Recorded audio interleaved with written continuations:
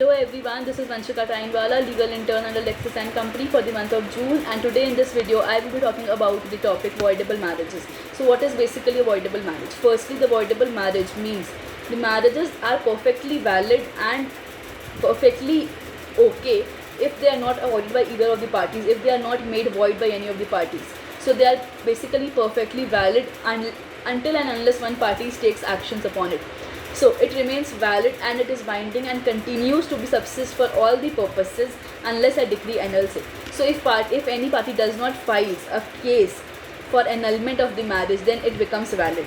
So if one party dies before the annulment, so the other party cannot challenge on the basis of the voidable marriage. So in the case of Rameshwari Devi versus State of Bihar, it was held that children who are born out of such voidable marriages are considered to be as legitimate, and the wife who is under that voidable marriage, she cannot under void marriage cannot claim the maintenance, but under voidable marriage she can claim maintenance under section 125 of the Code of Civil Procedure.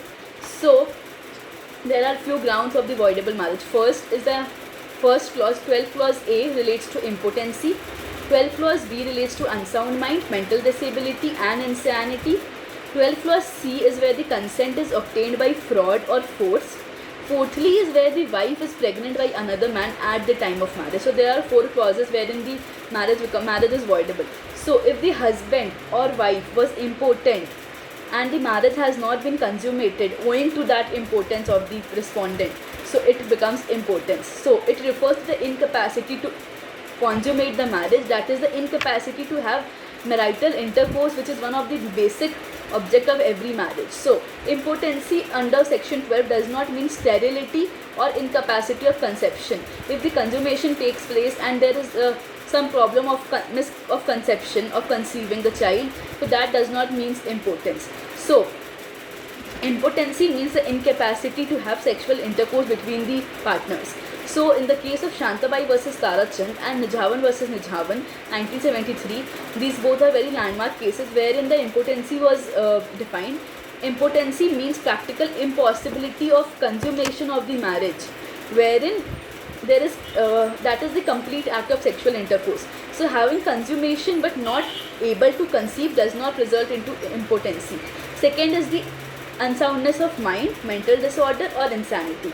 So if the consent to the marriage was affected by such, if unsoundness, insanity or mental disorder, so such marriage becomes voidable. Thirdly is the consent obtained by fraud or consent obtained by force. So in the case of Balbir Kaur versus Maghar Singh 1984, the wife was suffering from polio and she was partially deformed, and it was not disclosed to the husband and the family. So the decree of nullity was granted in the event of fraud, and the judgment held that the wife was suffering from polio and she did not disclose it to the husband and the family, so therefore the consent of the husband was obtained by fraud. So in this case the marriage was annulled. So also the marriages, there are some exceptions wherein the marriages are not voidable. In cases of firstly, this are mentioned in the 12th clause 2, wherein the first clause states that the petition is presented more than 1 year after the force have ceased to discover, or after the force has ceased to operate or the fraud has discovered. If the petition has been filed after 1 year of the force has been ceased to operate or after the 1 year of the fraud being discovered, so such marriage will not be voidable. Secondly is the petitioner with the full consent live with the party after the force ceased to operate or after the fraud has been discovered. So in these cases the marriages are not voidable in nature, that becomes valid marriage. And the fourth point was in the voidable marriage after unsoundness is pregnancy with another man.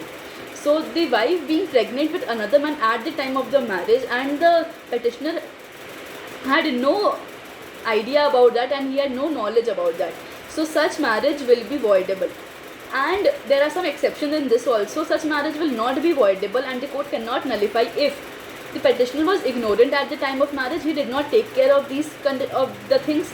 Secondly, the proceedings has been instituted within 1 year of the marriage. And thirdly, the petitioner gave consent for such marriage. So in these conditions, the marriage will not be voidable and the court cannot annul such marriage. Hope you understood the concept of voidable marriage. Thank you for listening.